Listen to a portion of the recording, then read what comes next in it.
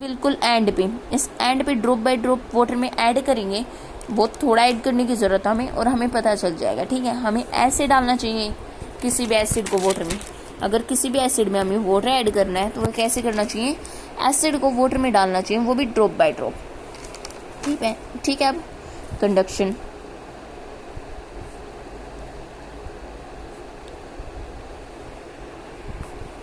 हम्म 1884 में, मैं ये बात बताना भूल गई थी, एरहेनियस क्या था, एक साइंटिस्ट था जिसने 1884 में ये बताया था एसिड क्या होते हैं। उसने बताया एसिड क्या होते हैं, जो H+ आयंस रिलीज करते हैं। और एरहेनियस ने ही 1884 में बेस की डेफिनेशन भी दी। उसने बेस की डेफिनेशन की याद दी थी, OH नेगेटिव आयंस। ये OH नेगेटिव आयंस को रिलीज करते हैं, और एसिड क्या है, H+ आयंस को रिलीज करते हैं। ठीक, तो अब कंडक्टिव अभी हमसे पूछा जाता है कि क्या ये हीट को कंडक्ट करेंगे, एसिड कंडक्ट करेंगे इलेक्ट्रिसिटी या हीट को। ऑफ कोर्स करेंगे, क्योंकि क्या छोड़ रहे हैं, H+ आयन। कोई भी सोल्यूशन है, अब ये सोल्यूशन है, इसमें H+ आयंस घूम रहे हैं और इसमें क्या है, H2O भी है। तो ये H2 है जो ये इसके साथ रिएक्ट करेगा और देगा H3O+। ये जो इसका प्लस का साइन है ये इस O पर चला जाएगा। ये क्या होता है, O हमारे पास ऐसे होता है, वो 2 H को होल्ड करके रखता है ऐसे। अब भाई इस H के बाद कैसे है, जैसे हमारे पास HCl है, H+ आयन कैसे रिलीज हुआ है ये पढ़ लेते हैं। हमारी HCl है, इसने अपना बॉन्ड बना रखा है। Cl का सिंबल, Cl का एटॉमिक मास कितना होता है, 7। बस इसे एक एलिमेंट चाहिए, तो 1 2 3 4 5 6 7, एक ये आपस में बॉन्ड बना के रखते हैं। Cl एक अपना एलिमेंट यहाँ से देता है, ये दोनों आपस में बॉन्ड बनाते हैं, बाकी के Cl के। ठीक है, इनसे इन दोनों का ऑक्टेट कंप्लीट हो जाता है। इसके पास 2 एलिमेंट आ जाते हैं, इसके पास टोटल 8 एलिमेंट्स हो जाते हैं।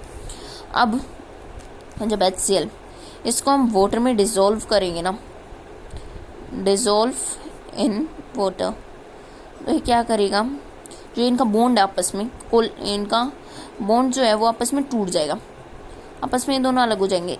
इस पे प्लस चार्ज आ जाएगा। प्लस चार्ज कब आता है, जब हम लॉस करते हैं इलेक्ट्रॉन पे, और इस पे 1 नेगेटिव चार्ज आ जाएगा। क्यों, क्योंकि इसने एक इलेक्ट्रॉन एक्सेप्ट किया है किसका, हाइड्रोजन का। जब ये बॉन्ड जो है ये टूटेगा, ये किसकी तरफ टूटेगा, Cl की तरफ टूटेगा ये बॉन्ड पूरा का पूरा। और H जो है उसके पास एक भी उसके पास इलेक्ट्रॉन नहीं बचेगा। तो उसका एक इलेक्ट्रॉन था वो किसके पास चला जाएगा, Cl के पास। Cl के पास अब नेगेटिव चार्ज आ जाएगा। सो जो H+, अब हमें पता चल गया H+ जो आयंस है वो कैसे रिलीज होते हैं। अब हाइड्रोजन कैसे फॉर्म्ड होता है, एक ऑक्सीजन होता है और ऑक्सीजन 2 हाइड्रोजन को आपस में कनेक्ट करती है। अब मैंने बताया एक बीकर है, उस बीकर में H2O है, H+ आयंस घूम रहे हैं। तो कोई भी आयंस घूम रहे हैं तो ये वाटर क्या है, उस H+ के साथ रिएक्ट करता है।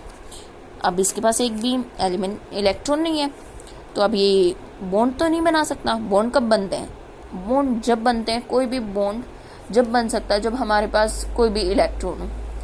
इसमें कितना, एक पेयर ऑफ इलेक्ट्रॉन शेयर किए जाते हैं, यानी कि 2 इलेक्ट्रॉन शेयर किए जाते हैं। अब इसके पास तो एक भी इलेक्ट्रॉन नहीं है, तो ये क्या कर सकता है, मतलब ये कुछ नहीं कर सकता। बट O जो है वो काफ़ी अच्छा नेचर का है, वो ऐसे बोलता है आजा भाई तेरे पास एक भी इलेक्ट्रॉन है, कोई बात नहीं, मैं तुझे अपने दोनों इलेक्ट्रॉन देता हूँ, तो हमारे साथ आ जा। तो ये थर्ड वाला भी इनके साथ आ जाता है, और जो दोनों इलेक्ट्रॉन होते हैं वो कौन देता है, O, यानी कि ऑक्सीजन दोनों इलेक्ट्रॉन देती है। तो अब ऑक्सीजन ने क्या किया, लॉस किया इलेक्ट्रॉन, लॉस नहीं बोल सकते हम लोग, लेकिन इन्होंने शेयर किया, तो ऑक्सीजन पे प्लस चार्ज आ जाएगा, तो हमारे पास ये बन जाएगा H3O+। अब पता चल गया कि ये इलेक्ट्रिसिटी कंडक्ट क्यों करते हैं, क्योंकि इसमें आयंस घूम रहे हैं किसके, H+ के, इसीलिए ये इलेक्ट्रिसिटी को कंडक्ट करते हैं। जब इनको ये तब एसिड तब इलेक्ट्रिसिटी को कंडक्ट करेंगे तब हम उन्हें वाटर में डिसॉल्व करेंगे, अदरवाइज वो इलेक्ट्रिसिटी कंडक्ट नहीं करते। अब इनकी रिएक्शन देख लेते हैं। Reaction with metal,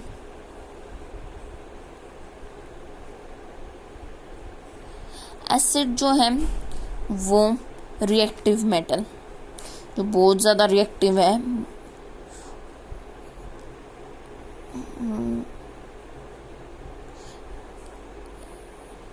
active metals के साथ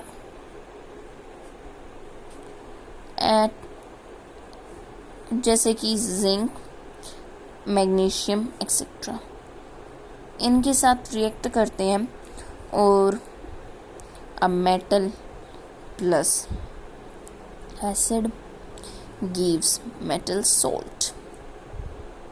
ठीक है, अब क्या है मेटल, अब नॉर्मल सी चीज़ है, मैंने क्या बताया था, acid plus base gives salt. ठीक है, अब सब लोग सोच रहे होंगे मेटल एसिड के साथ रिएक्ट करके सॉल्ट कैसे दे सकता है? क्यों? इसीलिए दे सकता है क्योंकि मेटल जो है बेसिक नेचर के होते हैं और नॉन मेटल एसिडिक नेचर के होते हैं। जिंक दोनों नेचर का होता है। जिंक जो है वो बेसिक भी हो सकता है, वो एसिडिक भी हो सकता है, दोनों नेचर शो करता है जिंक। ठीक है, अब एक रिएक्शन ले लेते हैं, Mg यानी कि magnesium, Ag H2SO4 gives MgSO4 plus में H2O।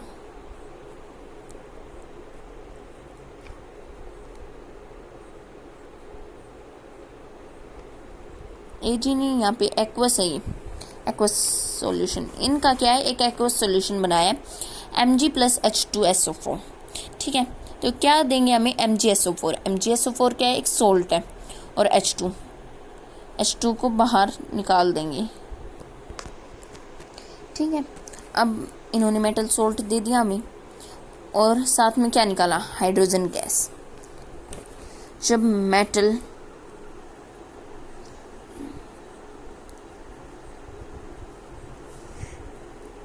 Carbonate and metal, hydrogen लिखा हुआ है बट हम इसे बाइकार्बोनेट भी बोल सकते हैं।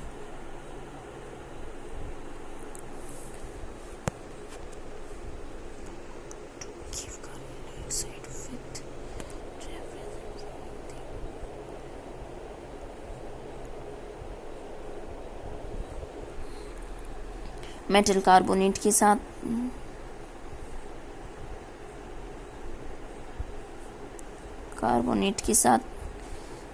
जब ये रिएक्ट करेंगे कोई भी एसिड तो क्या देंगे हमें, एक तो सोल्ट देंगे, सेकंड क्या देंगे, CO2 गैस प्लस में H2O, वाटर, कार्बन डाइऑक्साइड और सोल्ट देंगे। जैसे कि मेटल कार्बोनेट Ne2CO3 प्लस में H2SO4 गिव Na2SO4 प्लस में CO2 प्लस में H2। ठीक है, ये कार्बोनेट का हो गया। कार्बोनेट जब किसी भी एसिड के साथ रिएक्ट करते हैं तो वो क्या देते हैं, सोल्ट, कार्बन डाइऑक्साइड और वाटर। ठीक है, अब बाइकार्बोनेट का एग्जांपल ले लेते हैं, NaHCO3 प्लस में HCl गिव NaCl प्लस में H2O प्लस में O2। जो कार्बोनेट और बाइकार्बोनेट है उनका प्रोडक्ट हमेशा सेम आता है। अब इसी को ले लीजिए, Na2HCO3 प्लस में H2SO4, तो क्या देंगे हमें, Na2SO4 प्लस में CO2 प्लस में H2O। ठीक है, इन दोनों का प्रोडक्ट हमेशा सेम आता है। अब क्या है, 8th रिएक्शन विद बेस के साथ रिएक्ट क्या करेंगे, जब एसिड जो है वो बेस के साथ रिएक्ट करते हैं तो क्या देते हैं, सोल्ट प्लस वाटर, सोल्ट और वाटर देते हैं। और इस रिएक्शन को क्या बोला जाता है, न्यूट्रलाइजेशन रिएक्शन।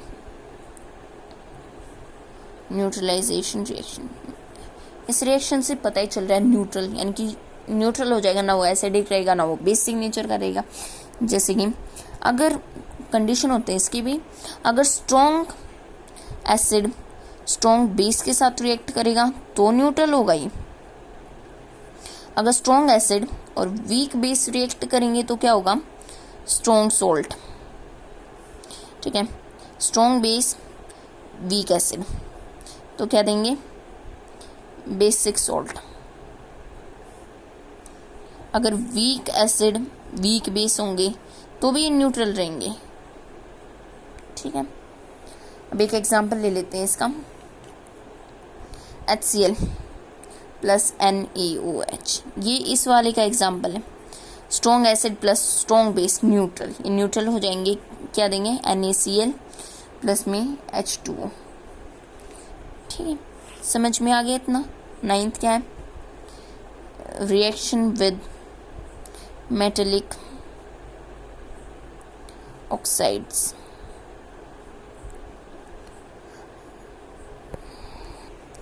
मेटल ऑक्साइड का नेचर कैसा होता है, बेसिक। एसिड के साथ रिएक्ट करेंगे तो क्या देंगे, सॉल्ट एंड वाटर। ठीक है, अब CaO प्लस में 2HCl गिव CaCl2, क्या ये, सॉल्ट, प्लस में क्या देंगे, H2। एक रिएक्शन और देख लेते हैं इसके, कॉपर ऑक्साइड यानी कि CuO प्लस में 2HCl गिव CuCl2 प्लस में H2। ठीक है, अब थोड़ा सा और जान लेते हैं हम मोर अबाउट एसिड्स।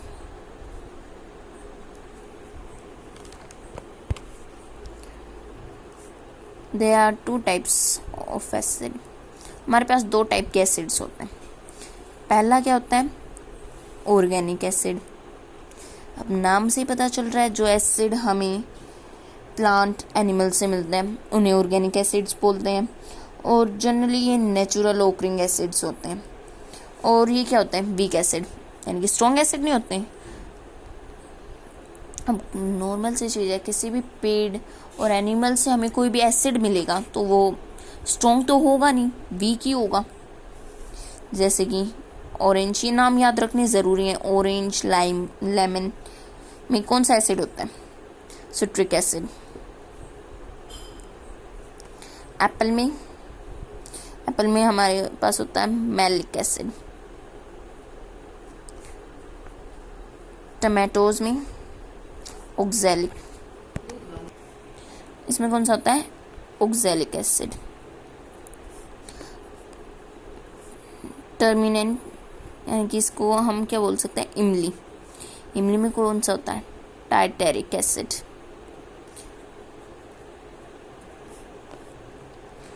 कर्ड और सोर मिल्क में, यानी कि जो दूध है हमारा खराब हो चुका है उसमें कौन सा एसिड होता है, लैक्टिक एसिड। विनेगर में एसिडिक एसिड।